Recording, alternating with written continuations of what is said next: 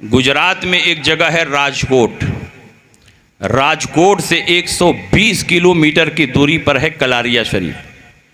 कलारिया शरीफ में एक अजीम खानकाह है, पीर सैयद मोहम्मद सालेह शिराजी कादरी रहमतुल्लाह अलैह। आला हजरत इमाम अहमद रज़ा से 170 साल पहले के बुजुर्ग, शहनशाह काठियावाड़ में ये रिवायत मनकूल है। शहनशाह काठियावाड़ में ये रिवायत लिखी हुई है कि पीर सैयद मोहम्मद सालेह शिराजी कादरी रहमतुल्लाह अलैह अपनी खानकाह में बैठकर दिन में हदीसों का दर्स देते और रात को जब मुसल्ला बिछाते तो पूरी पूरी रात अल्लाह की इबादत और रियाजत में सर्फ कर देते। ऐसे बुजुर्ग थे और ऐसे आलिम रब्बानी थे। एक दिन अपनी खानकाह में तलबा को बुखारी शरीफ पढ़ा रहे थे। बुखारी शरीफ पढ़ाते पढ़ाते अचानक एक हदीस आपकी नज़र से गुजरी और आपने मचल कर फरमाया, इस हदीस से हुजूर अलैहिस्सलाम के इल्म गैब का सबूत होता है। और फिर आपने आंखें बंद करके हदीस की बहुत सारी किताबों से इल्म गैब के मौजू पर हदीसें पेश करने लगे। अचानक आप पर जज्ब की कैफियत तारी हुई, चेहरा मुतगय्यर हो गया, सर पकड़कर बैठ गए और चेहरे पर हुस्न मलाल के आसार नुमाया हो गए। लेकिन कुछ ही देर के बाद चेहरा गुलाब के फूल की तरह खिल गया और आप फरमा रहे सुभान अल्लाह, माशा अल्लाह, अल्हम्दुलिल्लाह। तलबा ने कहा, हुजूर मामला क्या है? आप बुखारी शरीफ का दर्स दे रहे थे, इल्म गैब के मौजू पर हदीसें पेश कर रहे थे और अचानक हमने देखा चेहरे का रंग मुतगय्यर हो गया, सर पकड़कर बैठ गए, चेहरे पर गम हुज़्न मलाल के आसार नुमाया हो गए। लेकिन कुछ ही देर के बाद हमने देखा कि आपका चेहरा गुलाब के फूल की तरह खिल गया और आप फरमा रहे हैं सुभान अल्लाह, माशा अल्लाह, अल्हम्दुलिल्लाह। तो आखिर इसकी वजह क्या है? तो उन्होंने फरमाया कि जब इल्म गैब के मौजू पर हदीसें पेश कर रहा था, अचानक मुझ पर जज्ब की कैफियत तारी हुई और रब की बारगाह से मेरे कल्ब पर इल्हाम आया और मुझे ये इत्तला दी गई कि अभी तो हिंदुस्तान में वो बातिल फिरका पैदा नहीं हुआ जो नबी के गैब का इनकार करे, लेकिन कुछ सालों के बाद हिंदुस्तान की सरजमीन पर एक बातिल फिरका पैदा होगा जो नबी के गैब का इनकार करेगा। जब ये खबर दी गई मुझे बहुत सदमा पहुंचा, बहुत तकलीफ पहुंची और सर पकड़कर बैठ गया और चेहरे पर हुस्न मलाल के आसार नुमाया हो गए। लेकिन कुछ ही देर के बाद दूसरा इल्हाम आया और मुझे इत्तला दी गई कि जब हिंदुस्तान की सरजमीन पर यह बातिल फिरका पैदा होगा तो परवरदिगार आलम अपने हबीब की उम्मत को यूं ही नहीं छोड़ देगा, बल्कि उनकी रहनुमाई के लिए और बातिल की सरकोबी के लिए एक अजीम शख्सियत को पैदा फरमाएगा। जब उनकी खुशखबरी दी गई तो मैंने कहा सुभान अल्लाह, माशा अल्लाह, चेहरे पर खुशी और मसरत के आसार नुमाया हो गए और उसी मजलिस में जोश में आकर आपने फरमाया, अगर मैं चाहूं तो इसी मजलिस में मैं उनका नाम भी बता सकता हूं। तलबा ने कहा, हुजूर देर किस बात की है, तब बता ही दीजिए। कहा छोड़ो जाने दो, ये सब राजो नियाज की बातें हैं। कहा नहीं हुजूर, आप बता दीजिए। जब हिंदुस्तान की सरजमीन पर इल्म गैब के मुनकिरीन पैदा होंगे तो उनको कुचलने के लिए परवरदिगार आलम किस शख्सियत को पैदा फरमाए, उनका क्या नाम होगा? आपने फरमाया वाकई बता दूं? तलबा ने कहा हुजूर बता दीजिए। कहा वाकई बता दूं? तलबा ने कहा ज़रूर बता दीजिए। कहा वाकई सुनना चाहते हो? कहा हाँ हुजूर बता दीजिए।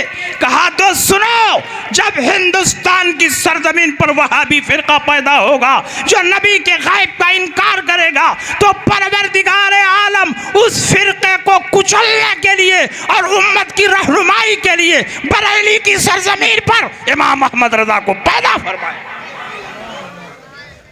और इमाम अहमद रज़ा पैदा होंगे और मुनकिरीन इल्म गैब की सरकोबी करेंगे। और आपने उसी मजलिस में फरमाया, उस वक्त जो उनके मसलक पर होगा वही मेरा है और जो उनके मसलक पर नहीं होगा उसका मुझसे कोई ताल्लुक नहीं है और आखिरत में मैं उसकी शफाअत का कोई जिम्मेदार नहीं हूँ। इसलिए आज मसलक आला हजरत की मुखालफत करने से कुछ नहीं होने वाला है। बड़े बड़े वलियों ने मसलक आला हजरत की ताईद व हिमायत की है। इमाम अहमद रजा के पैदा होने से पहले 170 साल पहले गुजरात की सरजमीन पर अल्लाह के एक मुकद्दस वली ने मसलक आला हजरत की ताईद व हिमायत की है और इमाम अहमद रजा को मेयारे हक व सदाकत करार दिया। और वही हुआ जब आला हजरत इमाम अहमद रजा हरमैन तैयबैन की सरजमीन पर तशरीफ़ ले गए तो इनकी तरफ से 6 सवालात पेश किए गए शरीफ मक्का के दरबार में। और इन्होंने कहा कि अगर आप लोग इल्म गैब का अकीदा रखते हैं तो हमारे 6 सवालों का जवाब दे दीजिए। शरीफ मक्का ने मक्का मुकर्रमा के सबसे बड़े आलिम मौलाना सालेह कमाल को बुलाया और कहा कि ये इनकी तरफ से सवालात आए हैं, 2 दिन में इसका जवाब लिख कर दिखाइए। वो पर्चा लेकर आए, अपने घर अलमारी में रख दिया। उसी दिन उनके घर मिलाद की महफिल सजी हुई थी। आला हज़रत हज के लिए मक्का मुकर्रमा में मौजूद थे। आला हज़रत को इत्तला मिली कि इन्होंने नबी के इल्म गैब को चैलेंज किया है, नबी के इल्म गैब पर सवालात खड़े किए हैं और शरीफ मक्का को उसका जवाब चाहिए। इमाम अहमद रज़ा मक्के में हो और इल्म गैब पर सवाल खड़ा किया जाए और इमाम अहमद रज़ा खामोश बैठे, इमाम अहमद रज़ा की ज़बान खामोश हो, इमाम अहमद रज़ा का कलम खामोश हो, ये इमाम अहमद रज़ा के इसके मुस्तफ़ा की तौहीन है। इमाम अहमद रज़ा भागते हुए मौलाना सालेह कमाल के घर गए। बड़े बड़े उलमाए मक्का वहाँ मौजूद थे। उन्होंने खड़े होकर आला हज़रत का इस्तकबाल किया। मौलाना सालेह कमाल ने कहा, हुजूर जब आप आ ही गए हैं तो कुछ देर तकरीर फरमा दें ताकि मिलादी इख्तिताम को पहुंच जाए।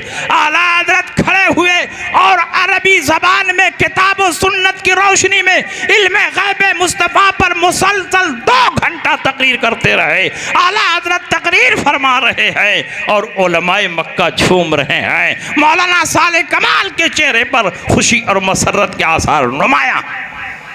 जब तकरीर ख़त्म हुई तो अलमारी खोला, पर्चा निकाला, कहा हुजूर जो तकरीर आपने फरमाई है उसी को लिख दीजिए, किताब तैयार हो जाएगी।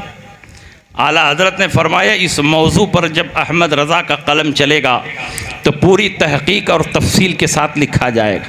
कहा हुजूर इतना वक्त नहीं है, 2 दिन के अंदर शरीफ मक्का के दरबार में ये किताब पेश करनी है।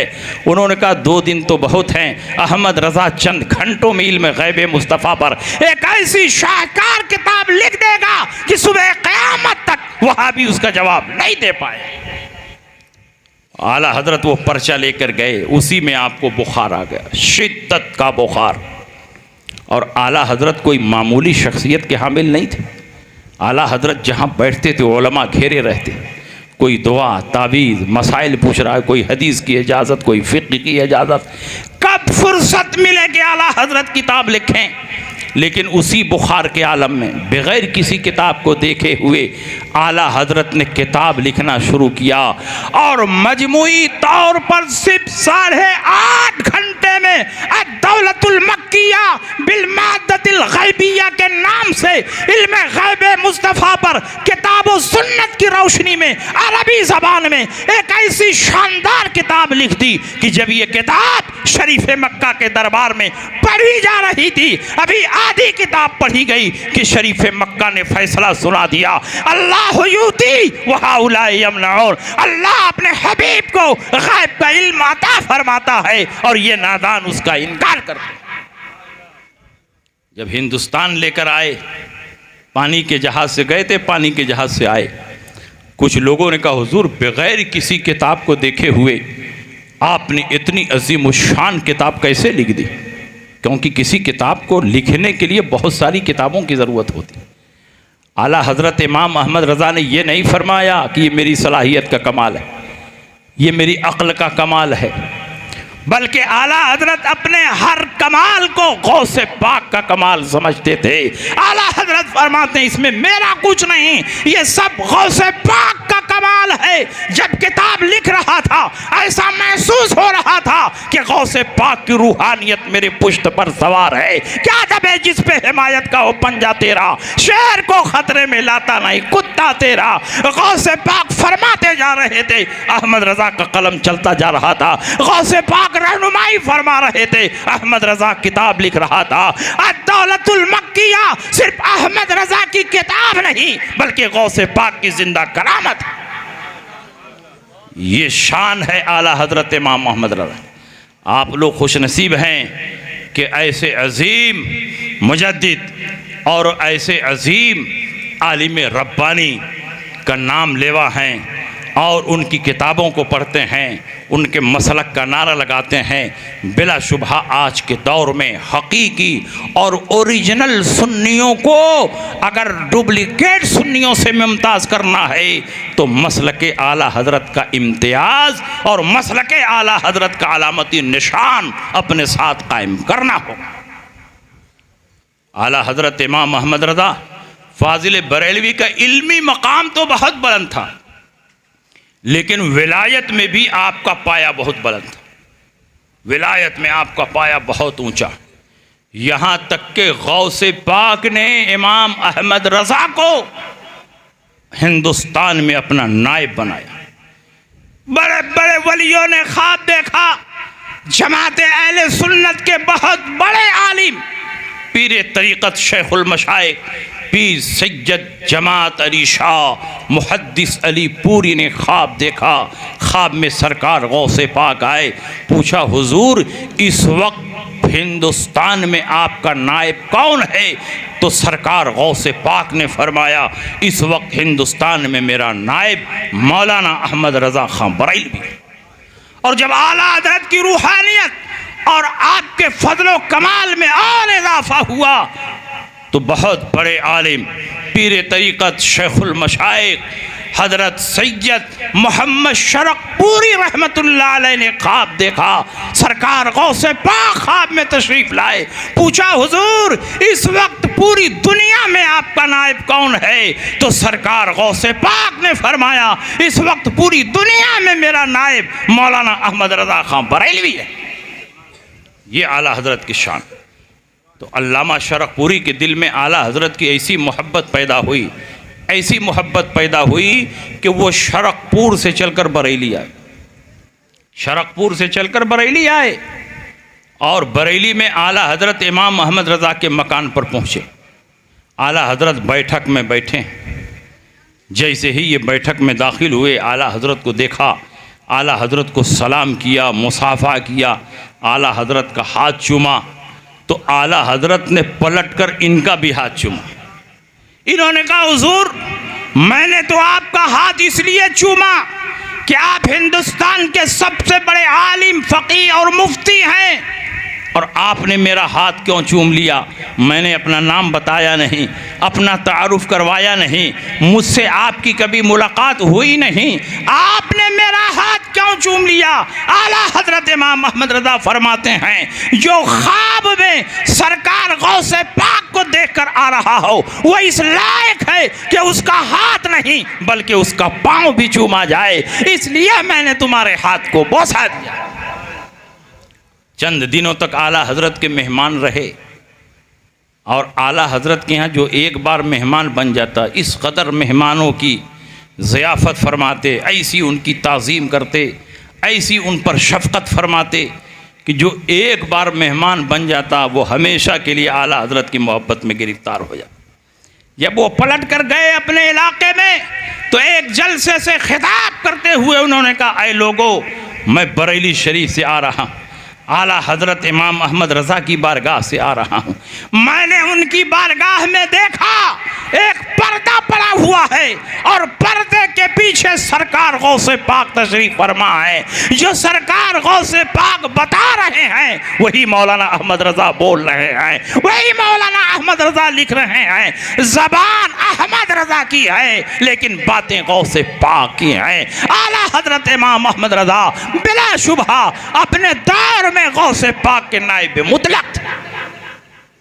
और ये मकाम और मर्तबा यूं ही नहीं मिल जाता है, बल्कि आला हजरत ने गौसे पाक की मोहब्बत में अपने आप को फना कर दिया। जब मुहद्दिस आज़म कछौशवी, जो हिंदुस्तान के जय्यद आलिम मुहद्दिस और मुनाजिर हैं, कछौशा मुक़द्दसा के मदरसे से फारिग हो गए, घर वालों ने सोचा कि इनको बड़ा आलिम और मुनाजिर बनाएं, और बड़ा मुफ्ती और मुनाजिर बनने के लिए सिर्फ किताबें नहीं काफ़ी हैं, बल्कि किसी मुनाजिर और मुफ्ती की बारगाह में रहकर ट्रेनिंग हासिल करनी पड़ती। जैसे डॉक्टर सिर्फ किताबें पढ़कर डॉक्टर नहीं बन सकता, जब तक किसी माहिर डॉक्टर की निगरानी में कई साल प्रैक्टिस ना कर ले उस वक्त तक वो माहिर डॉक्टर नहीं बन सकता। उसी तरह मुनाजिर और मुफ्ती बनने के लिए भी किसी अजीम मुनाजिर और मुफ्ती की बारगाह में ट्रेनिंग लेनी पड़ती। घर वालों ने सोचा कि आला हजरत से बड़ा कौन मुनाजिर और मुफ्ती है, आला हजरत की बारगाह में इनको लेकर चले। आला हजरत की बारगाह में मुहद्दिस आज़म कछौशवी को लेकर पहुँचे। कहा, हुजूर ये आपकी खिदमत में रहेंगे, आप इनसे जो चाहें खिदमत लें। आला हजरत ने उनका बड़ा एज़ाज़ व इकराम किया। एक दिन मेहमान रहे और दूसरे दिन आला हजरत ने उनको अपनी बारगाह में बुलाया। चारपाई पर एक तरफ मुहद्दिस आज़म कछौशवी बैठे हैं और दूसरी तरफ आला हजरत इमाम अहमद रज़ा बैठे। और फतवा नवेसी की जिम्मेदारी देने से पहले आला हजरत ने अपनी जेब से 11 रुपया निकाला, उस दौर में 11 रुपया, और खादिम से कहा कि जाओ पहले तबर्रुक लेकर आओ। खादिम तबर्रुक लेकर आया। बीच चारपाई में आला हजरत ने तबर्रुक रखा, गौसे पाक का नाम फातिहा पढ़ी, अपने हाथ से तबर्रुक उठाया और मुहद्दिस आज़म कछौशवी को अता फरमाए, लीजिए खा लीजिए। उन्होंने खा लिया। बाकी तबर्रुक आला हजरत ने हाजिरीन और खुद्दाम को दिया, आप लोग आपस में तकसीम करके खा लें। लोगों ने आपस में तकसीम करके खा लिया। अब मुहद्दिस आज़म कछौशवी का बयान सुनिए। आप फरमाते हैं, अचानक मैंने देखा आला हजरत इमाम अहमद रज़ा अपनी चारपाई से नीचे आ गए। मैंने सोचा कोई ज़रूरत होगी, घर में जाना चाह रहे होंगे, लेकिन नहीं, मैंने देखा ज़मीन पर बैठ गए और जैसे नमाजी सजदे में अपनी पेशानी झुकाता है, आला हजरत इमाम अहमद रज़ा ज़मीन पर अपनी पेशानी झुका रहे हैं। मैंने गौर से ज़मीन पर देखा तो मैंने ये देखा तबर्रुक बांटने वालों की गलती से तबर्रुक का एक छोटा सा जर्रा ज़मीन पर गिरा हुआ है और आला हजरत इमाम अहमद रज़ा उसको अपने हाथ से नहीं बल्कि झुककर अपनी ज़बान से उठा रहे हैं। जिसके दिल में सरकार गौसे पाक के तबर्रुक का इतना एहतराम हो, उसके दिल में सरकार गौसे पाक का कितना एहतराम होगा, रसूल पाक का कितना एहतराम होगा। पूरी जिंदगी नामूस रिसालत पर पहरा देते रहे, पूरी जिंदगी औलिया किराम की अजमत की हिफाजत करते रहे, और बारगाह गौसियत में जब खराज अकीदत पेश करना हुआ तो इस तरह अपने आप को हकीर बनाकर पेश किया। तुझसे दर, दर से सग, और सग से है मुझको निस्बत, मेरी गर्दन में भी है दूर का डोरा तेरा, मेरी किस्मत की कसम खाए सगाने बगदाद, हिंद में रह के भी देता रहूं पहरा तेरा। ये आला हजरत इमाम मोहम्मद रज़ा की शान है। इसलिए आप पूरी मजबूती के साथ मसलके आला हजरत पर कायम रहो, और यही मसलक दुनिया और आखिरत में हमें और आपको निजात अता फरमाएगा।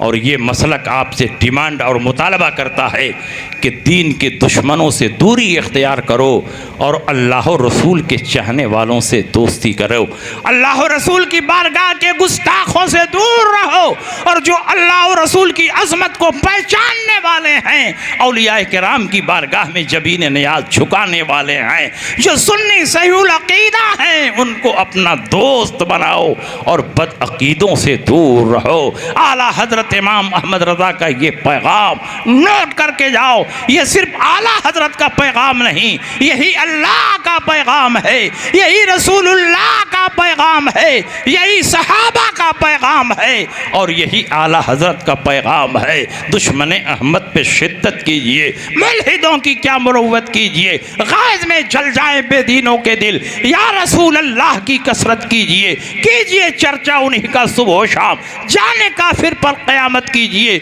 मिसले फारिस ज़लज़ले हो नजद में, जिक्र आयात विलादत कीजिए, शिर्क ठहरे जिसमें ताज़ीम हबीब, उस बुरे मजहब पे लानत। बस इन्हीं